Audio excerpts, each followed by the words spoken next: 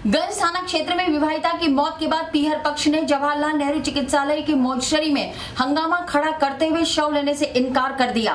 परिजनों का आरोप है कि ससुराल पक्ष ने उनकी बेटी तैयबा से दहेज मांगते हुए उसे प्रताड़ित किया, जिसके कारण उसने आत्महत्या की है। इस मामले में उन्होंने मृतका के पति आमिर खान और ससुराल के सदस्यों को गिरफ्तार करने की मांग की। 19 वर्षीय तैयबा की शादी 1 वर्ष पहले अजयसर के रहने वाले आमिर खान से हुई थी और 6 महीने पहले वह मुकलावे के बाद अपने ससुराल आई थी। विवाहिता की मौत के बाद पीहर पक्ष ने जवाहरलाल नेहरू चिकित्सालय की मोर्चरी में हंगामा खड़ा करते हुए शव लेने से इनकार कर दिया। परिजनों का आरोप है कि ससुराल पक्ष ने उनकी बेटी तैयबा से दहेज मांगते हुए उसे प्रताड़ित किया, जिसके कारण उसने आत्महत्या की है। इस मामले में उन्होंने मृतका के पति आमिर खान और ससुराल के सदस्यों को गिरफ्तार करने की मांग की है। गंज थाना पुलिस द्वारा इस मामले में समझाइश की जा रही है। 19 वर्षीय तैयबा की शादी 1 वर्ष पहले अजयसर के रहने वाले आमिर खान से हुई थी और 6 महीने पहले ही वे अपने ससुराल गई थी।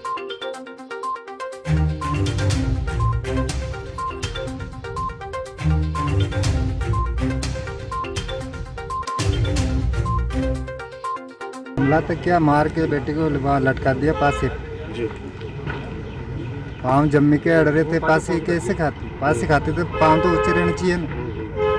जम्मी के अड़े, टेबल पास में पड़ी, उस पर गिलास पड़ी, जग पड़ा था, वो बिल्कुल नहीं गिरा। क्या नाम है लड़की? तैयबा। कहाँ पे करती शादी? अजयर।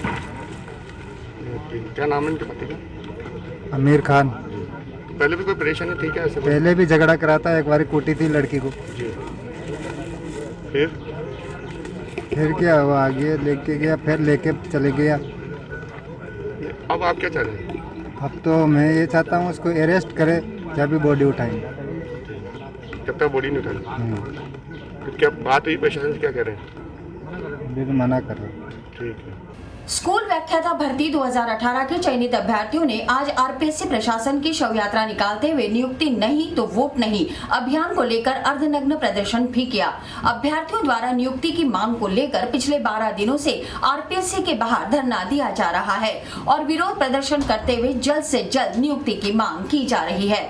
आज इस धरने में बेरोजगार एकीकृत महासंघ के प्रदेशाध्यक्ष उपेंद्र यादव भी शामिल हुए। उनके नेतृत्व में आरपीएससी के बाहर प्रशासन की शव यात्रा निकालते हुए अपना गुस्सा जाहिर किया। अभ्यर्थियों ने कहा कि आगामी दिनों में 4 विधानसभा क्षेत्रों में होने वाले चुनावों में बेरोजगार अपनी ताकत दिखाएंगे। राजस्थान लोक सेवा आयोग के बाहर पिछले कई दिनों से धरने पर बैठे बेरोजगार अभ्यर्थियों ने आज शव यात्रा निकालते हुए अपने गुस्से का इजहार किया। स्कूली व्याख्याता भर्ती 2018 में नियुक्ति की मांग कर रहे अभ्यर्थियों ने कहा कि लगातार भूखे प्यासे रहकर वे अपनी लड़ाई लड़ रहे हैं, लेकिन आयोग और राज्य सरकार अभी तक उन्हें राहत नहीं दे रही है। नाराज अभ्यर्थियों ने चेतावनी दी है कि अगर उनकी मांग को जल्द पूरा नहीं किया गया तो उपचुनाव में बेरोजगार एकीकृत संघ सरकार के खिलाफ अपनी आवाज बुलंद करेगा। साथ ही उन्होंने आयोग के ताला लगाने की भी चेतावनी दी है। नौकरी नहीं तो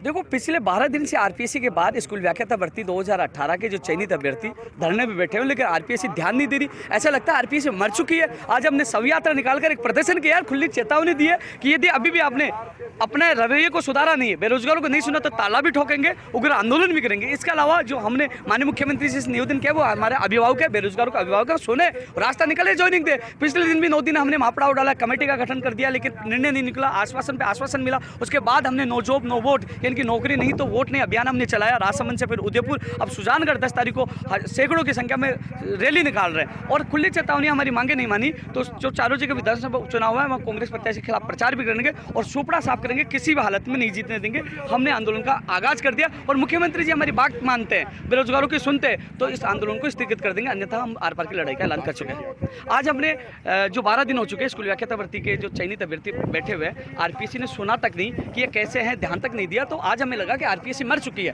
तो हमने आज यात्रा शव यात्रा निकालकर हमने प्रदर्शन किया। उपेंद्र देश में आवेदन रखे हो तो फिर भी सुनाई नहीं होती। नहीं तो तभी तो हमने एक बड़ा अभियान चलाया, आपने देखा होगा, no job no vote. 6 lakh tweet हुए, पूरे देश में नंबर 1 पर वो ट्रेंड में रहा।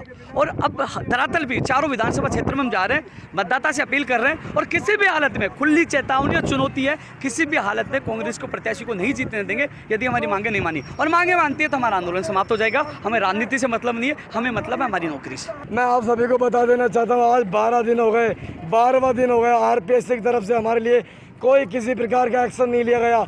हमने आरपीएससी को मरा हुआ साबित कर दी, मरा हुआ मान लिया। हमारे लिए आरपीएससी मर चुकी है, इसीलिए हमने आज शांतिपूर्वक संवैधानिक तरीके से आरपीएससी की शव यात्रा निकाली है। आज हमारी मानसिक स्थिति ऐसी हो चुकी है, आज तो आरपीएससी मरी है, कल को हम में से ही कोई इस प्रकार की शव यात्रा निकलेगी।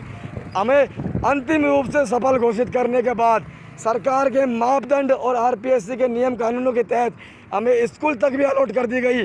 और लेकिन फिर भी वापस आदेश लेने के बाद आज निर्णय ये होता है इनकी तरफ से कि एक्सपर्ट के ऊपर एक्सपर्ट बैठाओ, क्वेश्चनों में फेरबदल होता है तो होता हो कर दो, और जो बच्चा बाहर होता है उसको बाहर कर दो, अंदर कर दो। सोचो आप क्या स्थिति होगी एक आदमी की जिसको फाइनल स्कूल मिलने के बाद भी वो आदमी को बाहर कर दिया जाता है, उसके पास मरने के अलावा और कोई इलाज नहीं बचता। लेकिन मैं बता देता हूँ सरकार को, मरने से पहले जो भी हमसे लड़ाई हक के लिए लड़ना होगा वो हम जरूर करेंगे। और नो वोट नो नौकरी, नौकरी नहीं तो वोट नहीं, ये नारा हम जरूर अपनाएंगे। सुपड़ा साफ कर देंगे जो हमारे इस चीज़ को हक को छीनेगा। हम ओनली हमारा हक मानते हैं, किसी से भीख नहीं मांगते हैं।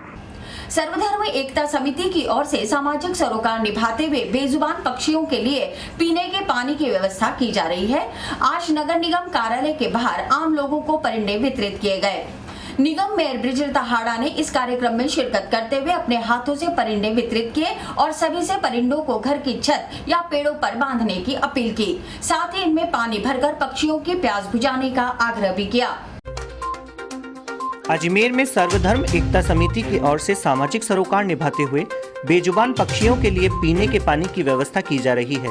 इसको लेकर आज नगर निगम कार्यालय के बाहर आम लोगों को परिंदे का वितरण किया गया। निगम मेयर ब्रिजलता हाड़ा ने कार्यक्रम में शिरकत करते हुए अपने हाथों से परिंदों का वितरण किया और सभी से परिंदों को घर की छत या पेड़ों पर बांधने की अपील के साथ ही इसमें पानी भरकर पक्षियों की प्यास बुझाने का आग्रह भी किया। इस मौके पर समिति के पदाधिकारी भी मौजूद रहे।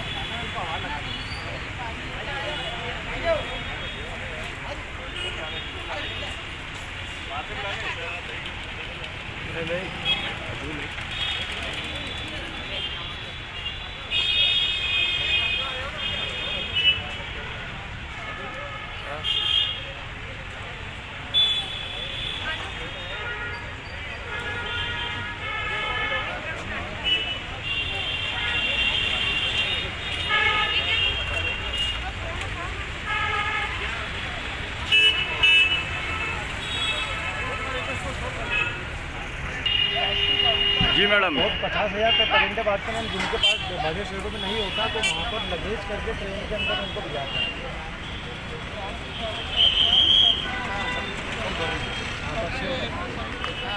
वासियों से ये है निवेदन है कि आप अपनी छत पर या बाहर घर के पक्षियों के लिए पानी रखें ताकि गर्मी में वो प्यास से ना मरे। और भी जैसे जानवर हैं उनके लिए भी रखें आप पानी। तो ये घर में आप ज़रूर करें। जो पक्षी हैं बेचारे पानी की तलाश के लिए ज़्यादा भटकते रहते हैं, तो उनको ये सब चीज़ें मिल जाएँ और सहज ही सुलभ हो जाए। धन्यवाद। अजमेर जिला बार एसोसिएशन के आगामी 12 मार्च को संपन्न होने वाले चुनाव हाईकोर्ट के अवकाश घोषित करने पर अब 19 मार्च को करवाए जाएंगे। बार एसोसिएशन चुनाव में इस बार अध्यक्ष पद के लिए 4 उम्मीदवार मैदान में हैं। साथ ही उपाध्यक्ष, सचिव एवं संयुक्त सचिव व पुस्तकालय पद के लिए भी कई उम्मीदवार मैदान में हैं। 19 मार्च को होने वाले चुनाव का परिणाम 20 मार्च को घोषित किया जाएगा। अजमेर जिला बार एसोसिएशन के चुनाव आगामी 12 मार्च को संपन्न होने थे, लेकिन हाईकोर्ट के अवकाश घोषित होने पर अब यह चुनाव 19 मार्च को करवाए जाएंगे।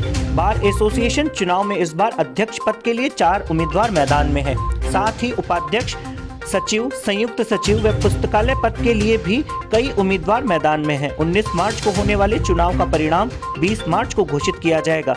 चुनाव को लेकर बार की ओर से सभी तैयारियां पूरी कर ली गई हैं। अजमेर जिला बार एसोसिएशन के जो वार्षिक चुनाव है वो दिनांक 12 मार्च 2021 को संपन्न होने वाले थे, परंतु माननीय उच्च न्यायालय द्वारा अवकाश कर दिया गया। इस तिथि को आगे बढ़ाना पड़ा, इसलिए अब चुनाव जो है 19 मार्च 2021 को होंगे और उसका परिणाम जो है 20 मार्च 2021 को मतगणना प्रातः 10 बजे से प्रारंभ करके फिर उसका परिणाम जारी किया जाएगा। कितने पद आए अध्यक्ष पद के लिए? जो बार एसोसिएशन के चुनाव संपन्न होने हैं उनमें एक चुनाव तो अध्यक्ष पद के लिए है, जिसमें मोहन सिंह राठौड़, नरेंद्र सिंह राठौड़, राजेश टंडन और सत्यनारायण शर्मा मैदान के अंदर हैं। और उपाध्यक्ष के 2 पदों के लिए चुनाव होगा, जिनके लिए एडवोकेट आनंद सागर, अनिल कुमार शर्मा, दिनेश राठौड़, जितेंद्र कुमार शर्मा, महेंद्र कुमार भाटी, मुन्ना लाल शर्मा और वकील मोहम्मद मैदान में हैं। वहीं एक पद जो है वो सचिव का होगा और सचिव पद के लिए कपिल शर्मा, परमेश्वर चौधरी, पृथ्वीराज भाटी और संजय कुमार गुजर मैदान में हैं। और उसके साथ ही एक संयुक्त सचिव चुना जाना है, उसके लिए 3 व्यक्ति मैदान में। कोषाध्यक्ष के एक पद के लिए 3 व्यक्ति मैदान में और एक पुस्तकालय अध्यक्ष चुना जाना है, उसके लिए 2 व्यक्ति मैदान में। वहीं दूसरी ओर कार्यकारिणी सदस्यों का भी चुनाव होगा, जिसमें 10 कार्यकारिणी के सदस्य चुने जाएंगे। उनमें करीबन 16 लोग मैदान में और 10 का चुनाव होना है। क्या टाइम रहेगा चुनाव का? चुनाव का जो टाइमिंग रहेगा वो 19 मार्च को जो चुनाव जब होंगे तो 10 बजे प्रातः मतगणना प्रारंभ होगी और 10 बजे से लगातार 5 बजे तक मतगणना चलेगी और उसके पश्चात मतपेटियों को पैक किया जाएगा, उन्हें सेफ कस्टडी में रखा जाएगा और अगले दिन जो है 20 मार्च को जो है प्रातः 10 बजे काउंटिंग शुरू हो जाएगी। क्या आई कार्ड लाना जरूरी है? मतदाता के लिए जो पहचान पत्र लाना तो अनिवार्य है ही, चूँकि यहाँ पर वीडियोग्राफी भी होगी और सब मतदाताओं पर कड़ी नज़र रखी जाएगी। और करीबन 1500 मतदाता हैं जिनका मतदान होना है। कुछ चिरपरिचित लोग हैं जो रेगुलर प्रैक्टिशनर हैं और यदि कोई संदेह हुआ तो निश्चित रूप से उन्हें उनके जो है अपना आइडेंटिटी कार्ड दिखाना पड़ता है। अजमेर दक्षिण विधानसभा क्षेत्र विधायक एवं महिला बाल विकास मंत्री अनीता बघेल ने आज आदर्श नगर स्थित सैटेलाइट हॉस्पिटल में कोरोना वैक्सीन का टीका लगवाया। दक्षिण विधायक अनीता बघेल ने आमजन से आग्रह करते हुए अपील की है 50 वर्ष से अधिक उम्र के सभी व्यक्तियों को कोरोना महामारी से बचने के लिए कोरोना की वैक्सीन लगानी होगी। अनीता बघेल ने कहा कि सभी सरकारी अस्पतालों पर यह वैक्सीन निःशुल्क लगाई जा रही है। अजमेर दक्षिण विधानसभा क्षेत्र की विधायक अनीता बघेल ने आज कोरोना वैक्सीन का टीका लगवाया है। विधायक अनीता बघेल ने कोरोना वैक्सीनेशन का टीका आदर्श नगर स्थित सैटेलाइट हॉस्पिटल में लगवाया है। अनीता बघेल ने टीका लगाने के बाद आमजन से अपील की है कि कोरोना वैक्सीन का टीका लगाकर कोरोना महामारी से अपना बचाव करें।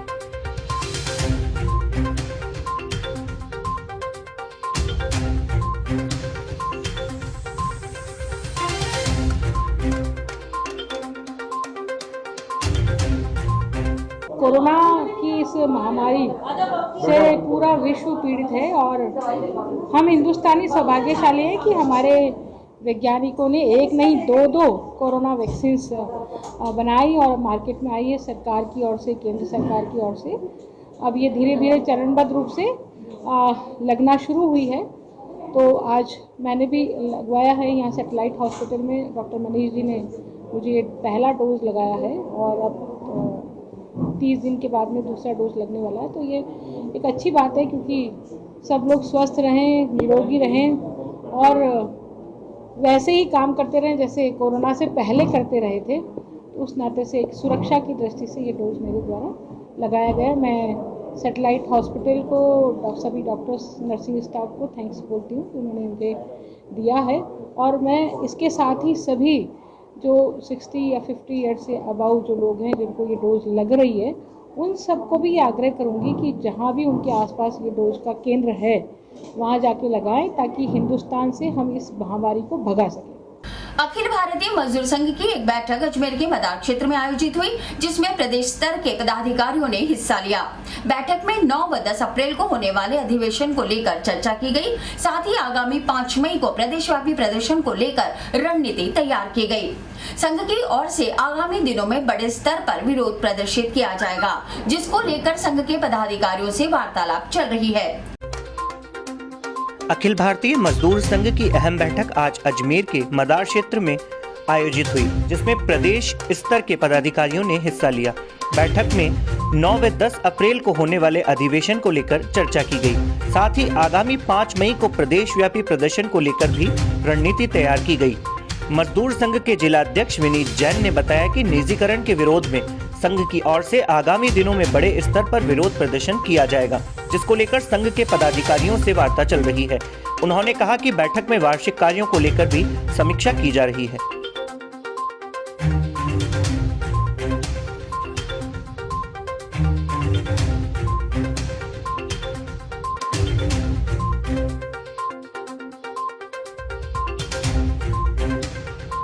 भारतीय मजदूर संघ राजस्थान प्रदेश की कार्य समिति की बैठक आज बिरला मंगलम समारोह स्थल नाका मदार अजमेर में आयोजित की जा रही है। आज की बैठक में मुख्य मार्गदर्शन अखिल भारतीय संगठन मंत्री बी सुरेंद्रन जी एवं क्षेत्रीय संगठन मंत्री राज बिहारी जी शर्मा, जो कि उत्तर पश्चिम क्षेत्र राजस्थान और गुजरात प्रांत के क्षेत्रीय संगठन मंत्री हैं, उनका मार्गदर्शन इस बैठक में प्राप्त होगा। आगामी 9 और 10 अप्रैल को प्रदेश भारतीय मजदूर संघ का जो अधिवेशन जयपुर में आयोजित होने जा रहा है, उसकी तैयारियों की रूपरेखा तय करने, संगठनात्मक गतिविधियां और पूरे कोरोना काल के अंदर जो कार्य समिति की बड़ी बैठक आयोजित नहीं हुई थी, आज ये बड़ी बैठक यहाँ आयोजित की जा रही है। इस बैठक को आयोजित करने का मुख्य उद्देश्य है, जो श्रमिक संगठन है, भारतीय मजदूर संघ पूरे विश्व का सबसे बड़ा श्रमिक संगठन है और उसके द्वारा जो वर्ष भर में जो गतिविधियां चलाई जाती हैं, उन सभी गतिविधियों की समीक्षा बैठक यहाँ आयोजित की जा रही है। साथ ही चूँकि राजस्थान के अंदर विद्युत और परिवहन क्षेत्र में जो निजी हाथों में सौंपा जा रहा है, उसका आगामी जो 5 मई को जयपुर में विशाल प्रदर्शन राजस्थान विधानसभा के पास विद्युत भवन पर किया जाएगा, जिसमें पाँचों डिस्कॉम राजस्थान के उनके जो समस्त पदाधिकारी और कर्मचारी लगभग 5000 की संख्या में वहां धरना देंगे विद्युत भवन जयपुर पर राजस्थान विधानसभा के पास। उसकी भी एक रूपरेखा यहां तय की जाएगी। इसके अलावा जो संगठनात्मक गतिविधियां हैं, जिनके अंदर मजदूरों के जो हमारे मजदूरों के मजदूर कार्ड नहीं बनाए जा रहे हैं, श्रमिक कार्ड नहीं बनाए जा रहे हैं, श्रमिकों की समस्याओं का निदान नहीं किया जा रहा है, श्रमिकों के लिए अस्पतालों में सुविधाओं का अभाव है राजस्थान के अंदर, उन सभी बातों पर यहाँ विचार और रूपरेखा तय की जाएगी।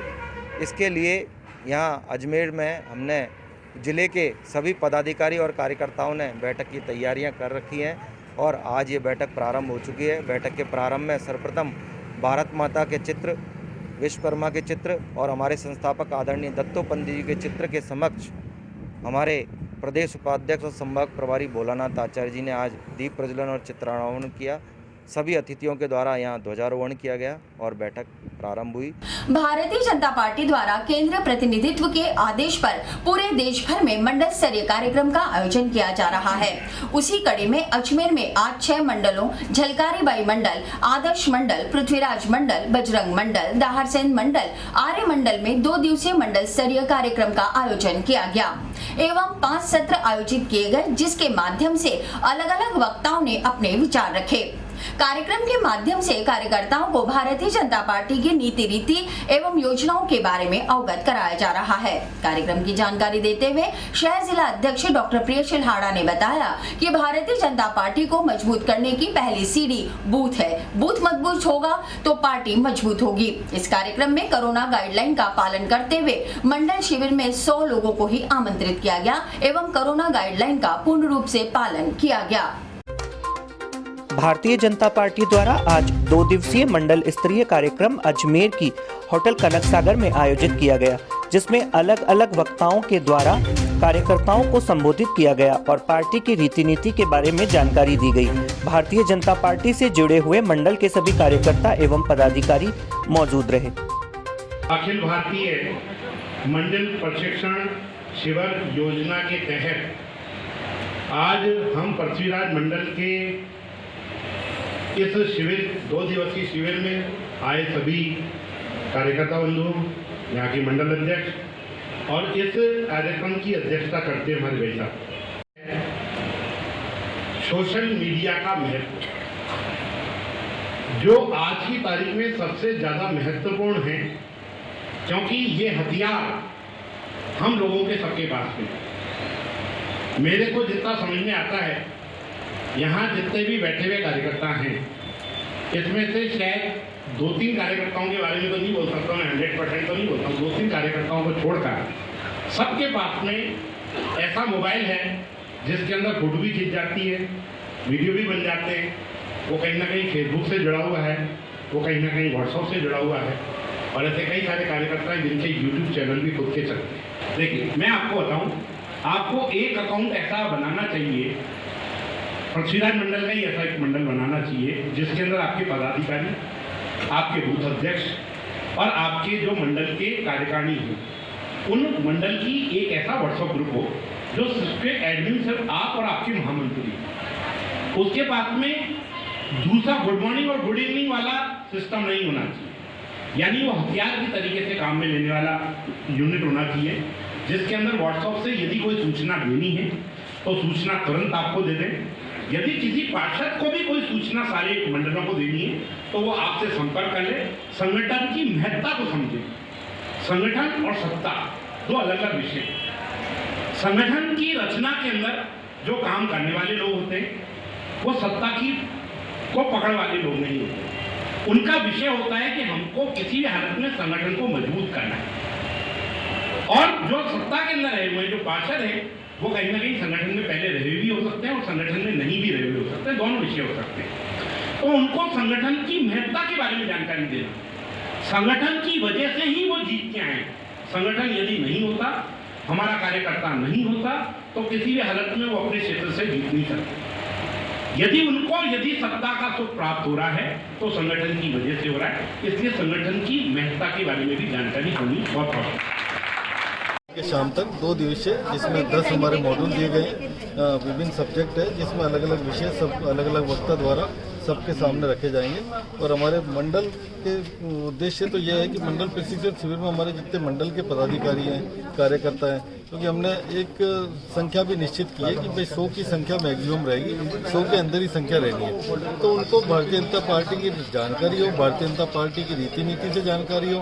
तो कुछ नए सदस्य जुड़ते हैं, कुछ पुराने रहते हैं और जानकारी के अभाव में हमारा ये सोचना है भारतीय जनता पार्टी के केंद्रीय नेतृत्व का कि हर एक व्यक्ति को जो भारतीय जनता पार्टी का सदस्य है, भारतीय जनता पार्टी का कार्यकर्ता है, उसको पूरी जानकारी हो भारतीय जनता पार्टी की रीति नीति की, भारतीय जनता पार्टी की पंचनिष्ठा की, भारतीय जनता पार्टी के संगठन की, भारतीय जनता पार्टी का संगठन कहाँ से शुरू हुआ, भारतीय जनता पार्टी के संगठन में अभी क्या स्थिति चल रही है और केंद्रीय नेतृत्व में क्या क्या योजनाएं हैं, इन सब चीज़ों की जानकारी हमारे इस शिविर के माध्यम से हर एक कार्यकर्ता को देने का ऐसा उद्देश्य हमने रखा। एक राष्ट्रीय योजना के तहत भारतीय जनता पार्टी पूरे देश में मंडल स्तर पे कार्यकर्ता निर्माण, कार्यकर्ताओं की सोच विचार में संगठन की रीति नीति ढालने के तहत प्रशिक्षण शिविरों का आयोजन कर रही है। उसके तहत आज भारतीय जनता पार्टी पृथ्वीराज मंडल का प्रशिक्षण शिविर का पहला दिन है। ये 2 दिवसीय शिविर है इसमें कार्यकर्ता प्रत्येक दिन 5 सत्र में मुख्य वक्ता है। संगठन की रीति नीति, संगठन के आचार विचार और संगठन के द्वारा दिए हुए कार्यों को ढंग से कार्यकर्ता निचले स्तर पर कैसे ले जाए, उन योजनाओं को कैसे लागू करे, उन योजनाओं का आम जन तक कैसे लाभ पहुंचे, ये सिखाने के लिए प्रशिक्षण शिविरों का आयोजन किया गया। क्या नए पार्षद आए बन के उनको भी ये अच्छी तरह से जानकारी मिल जाएगी? नए पार्षद, कुछ पार्षद तो ऐसे हमारे पार्षद भाई जिन्होंने पहली दफा राजनीति में कदम रखा और वो जनप्रतिनिधि बन के आ गए, उनके लिए ये जो प्रशिक्षण शिविर है ये अमृत समान रहेगा, जिसमें उनको पुराने लोगों के साथ बैठने का, पुराने जो अनुभवी लोग हैं उनके विचारों को जानने का, पार्टी की रीति नीति को जानने का और योजनाओं को कैसे धरातल तक पहुंचाए, कैसे आमजन को उन योजनाओं का लाभ दिलाए, ये सब इसमें सिखाया जाए। भारतीय जनता पार्टी का आज ये प्रशिक्षण शिविर चल रहा है जो कि पूरे अजमेर में ही 6 मंडलों में चल रहा है। तो आज पृथ्वीराज मंडल भाजपा की तरफ से भी 2 दिवसीय ये प्रशिक्षण शिविर रखा गया है। ये हर साल लगता है शिविर और इसमें लगभग जो अपेक्षित कार्यकर्ता होते हैं वो 2 दिन हमारे जो मुख्य वक्ता होते हैं उनके बीच में भारतीय जनता पार्टी की जो रीति नीति है और जो काम करने का तरीका है, किस तरह से भारतीय जनता पार्टी का एक सामान्य कार्यकर्ता काम करते करते जनप्रतिनिधि तक पहुंचता है, तो ये सारी चीजें प्रशिक्षण के दौरान इन सबको सिखाई गई है। अच्छा, तो इसमें कौन कौन आया आज? काफी वक्ता आए थे हमारे बीच में। सुबह अरविंद जी यादव भी थे और वासुदेव जी देवनानी हमारे उत्तर के जो विधायक थे वो भी थे। मैडम ब्रजलता जी हाड़ा भी हमारे बीच में थी और अभी जो हैं हमारे बीच में वो आनंद सिंह जी राजावत हैं जो मुख्य वक्ता के तौर पर अपना उद्बोधन दे रहे हैं कार्यकर्ताओं। उद्देश्य मुख्य रूप से तो यही है कि भारतीय जनता पार्टी का एक जो कैडर तैयार होता है वो इन प्रशिक्षण शिविरों के माध्यम से ही होता है और यही कार्यकर्ता आगे चलकर बड़े बड़े पदों पर विराजमान होते हैं और इन्हीं कार्यकर्ताओं में से जो शहर को मिलते हैं वो अच्छे जनप्रतिनिधि मिलते हैं। Indian association of physiotherapy women's cell के तत्वावधान में फिजियोथेरेपिस्ट डॉक्टर प्रिया सुराना और प्रियंका विल्सन ने अंतर्राष्ट्रीय महिला दिवस के अवसर पर आदर्श नगर स्थित दीपमाला हॉस्पिटल में निःशुल्क शिविर लगाया। शिविर में दूर दराज के मरीजों ने आकर अपना उपचार कराया। शिविर के माध्यम से कोरोना महामारी के बाद गरीब तबके व मजदूर वर्ग के लोगों को सांस लेने में होने वाली तकलीफ और मांसपेशियों की तकलीफ से बचाव के उपाय भी बताए। शिविर में बड़ी संख्या में लोगों ने पहुंचकर लाभ कमाया।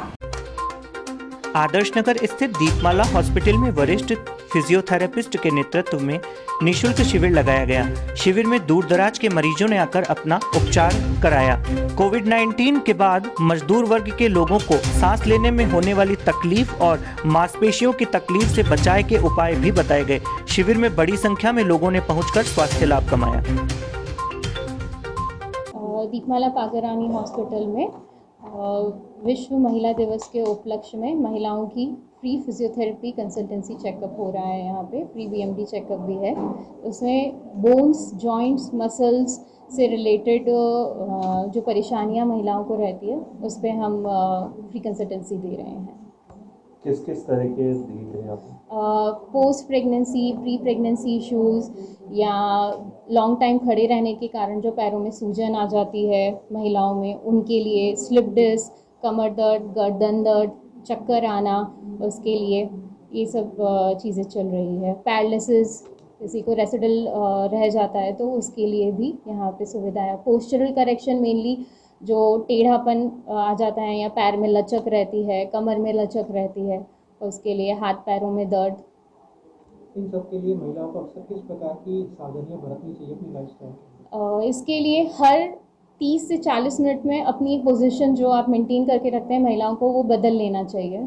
प्रॉपर खाना पीना रखना चाहिए, धूप में भी रहना चाहिए और हर महिलाओं का अक्सर ये रहता है कि 40 मिनट से ज़्यादातर एक पोजीशन में रहते हैं, 1-1, 1.5 घंटा वो काम करते रहते हैं, तो उनको हर 40 मिनट में अपना पोजीशन चेंज करना चाहिए। रेगुलर एक्सरसाइज करनी चाहिए, वॉकिंग करना चाहिए, वेट ज़्यादा नहीं बढ़ना चाहिए उनका, और जो भी उनको प्रॉब्लम रहती है उसको टाइमली क्योर कर लेना चाहिए। अगर वो बढ़ जाती है तो वो प्रॉब्लम्स ज़्यादा बढ़ जाती है तो उसको रिकवरी होने में टाइम लगता है।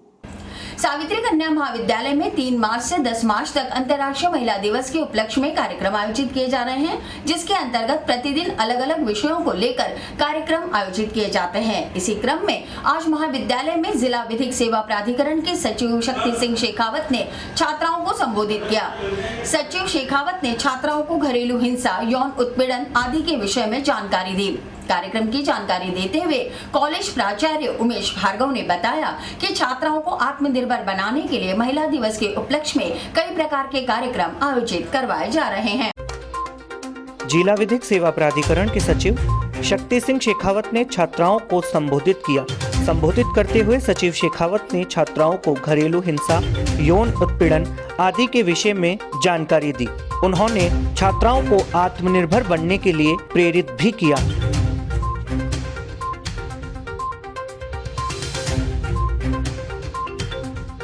अंतर्राष्ट्रीय महिला दिवस दिनांक 3 तारीख से लेकर 10 तारीख तक जो अंतर्राष्ट्रीय स्तर पर बनाया जा रहा है, उसी श्रृंखला में आज हमने महाविद्यालय में हमारे जो सचिव महोदय हैं अपने विधिक सेवा प्राधिकरण के श्रीमान शक्ति सिंह जी शेखावत साहब का उद्बोधन के लिए हमने बुलाया था और बच्चियों में विधिक जागरूकता रहे, बच्चियों को जो घरेलू हिंसा है और उनसे तमाम जो जमीन जायदाद और अन्य समस्याएं के संबंध में जो भी विधिक सहायता प्राप्त करने या उसकी जागरूकता बच्चियां चाहती थीं, उस संबंध में हमने आज उनका उद्बोधन कराया।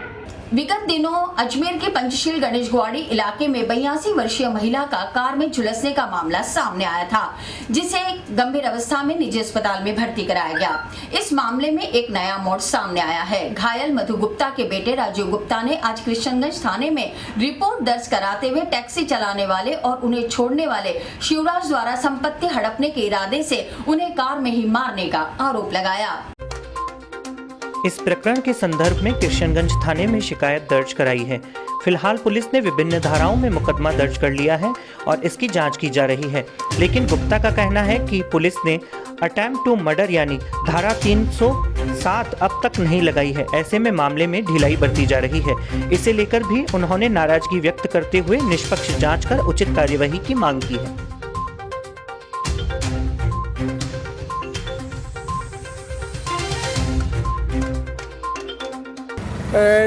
हम यहाँ पे मेरी माताजी का जो कार के अंदर दुर्घटना बता के उनको जान से मार डालने की कोशिश की गई है, उसके बारे में एफआईआर जो एडिशनल सुपरिटेंडेंट ऑफ पुलिस के साथ बातचीत करके उन्होंने बोला कि ये इन्वेस्टिगेशन सीरियसली लेंगे और होएगा, उसके बारे में आए थे। अभी हमने 2-3 घंटे इधर समय बिताकर वो एफआईआर कंप्लीट करी। उसके बाद जब हमने एफआईआर हमारे को साइन करने के बाद दी गई तो हमने देखा कि उस एफआईआर के अंदर 307 की जो धारा अटेम्प्ट टू मर्डर जो कि मेन रिपोर्ट के अंदर पूरी तरीके से कारणवश पूरे कारण के साथ दर्शाई गई है, वो समरी के अंदर नहीं दिखाई गई है। इसका औचित्य मेरे को समझ में नहीं आता है। ये जो ड्राइवर है मींस जो ड्राइव करता था गाड़ी और मम्मी को लाता ले जाता था और टैक्सी सर्विस प्रोवाइड करता था 6-7 साल से। इसका नाम है शिवराज उर्फ शिवराज, वो जो रिकॉर्ड में नाम लिख रहा है हमारे को शिवराज के नाम से जाना जाता है। उसने उनको मारने की कोशिश करी। उसका मेन कारण ये समझ में आया है कि उसने अपने नाम से फ्रॉडुलेंट तरीके से पावर ऑफ अटॉर्नी बना ली और उसने अपने भाई के नाम पर ज़मीन की रजिस्ट्री भी कर दी है। उसके दस्तावेज भी हमने प्राप्त कर लिए हैं। हमने आईसीआईसी बैंक देराठू से इस बात का भी कंफर्मेशन ले लिया है कि वो सारे चेक शिवराज के अकाउंट में ही पे हुए हैं, मेरी माताजी को कोई पैसा नहीं मिला है। तो ये सब बहुत सोची समझी साजिश थी जिसके तहत मेरी माताजी को इसलिए मार डालने की कोशिश की गई जिससे कि कोई सबूत न बचे और कोई उस चीज़ को किसी भी तरीके से कहीं पे भी प्रूव ना कर सके। तो ये बहुत गहरी साजिश है जिसमें मेरे माताजी को मार डालने की कोशिश की गई है।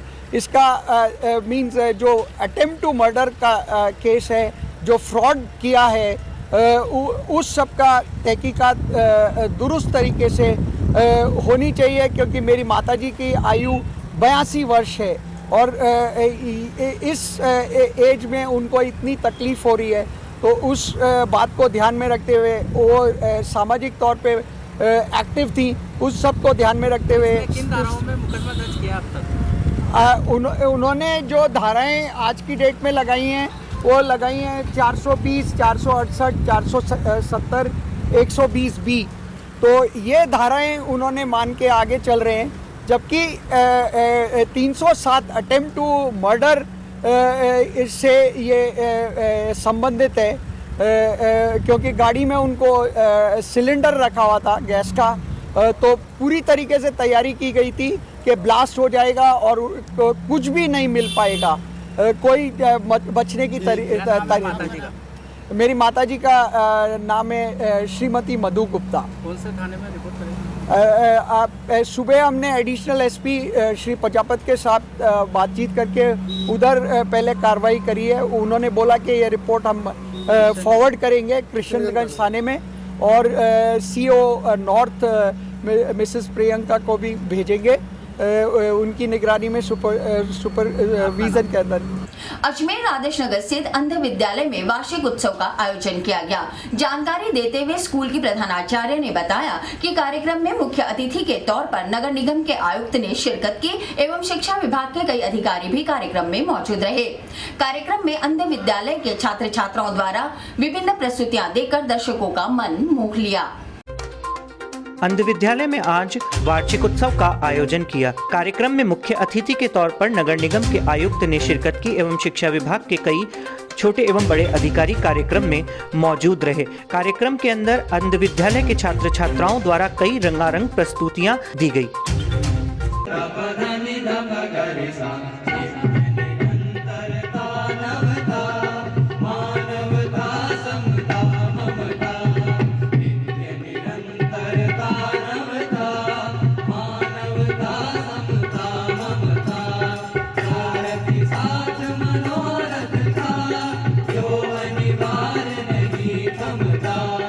आज अंध विद्यालय आदर्श नगर में एनुअल फंक्शन है स्कूल का, जिसमें मुख्य अतिथि कमिश्नर सर हैं और हमारे इसके एजुकेशन डिपार्टमेंट के अलग अलग अधिकारी उपस्थित रहे, और अलग अलग हमारे यहाँ पे ब्रेल उपकरणों की प्रदर्शनी लगाई गई, जिसमें ब्रेल द्वारा ना ये टेलीफ्रेम, कंप्यूटर, क्रिकेट जो बच्चे यूज़ करते हैं उपकरण, उनकी प्रदर्शनी लगाई गई। बच्चों ने अपनी विभिन्न प्रस्तुतियां दी, जिनमें नृत्य, कोरोना पे नाटक और संगीत का किया गया, प्रोग्राम किया गया। मैम क्या मानते हैं जिस तरह से कंप्यूटर चला रहे हैं, किस तरह से चलाया जाता है?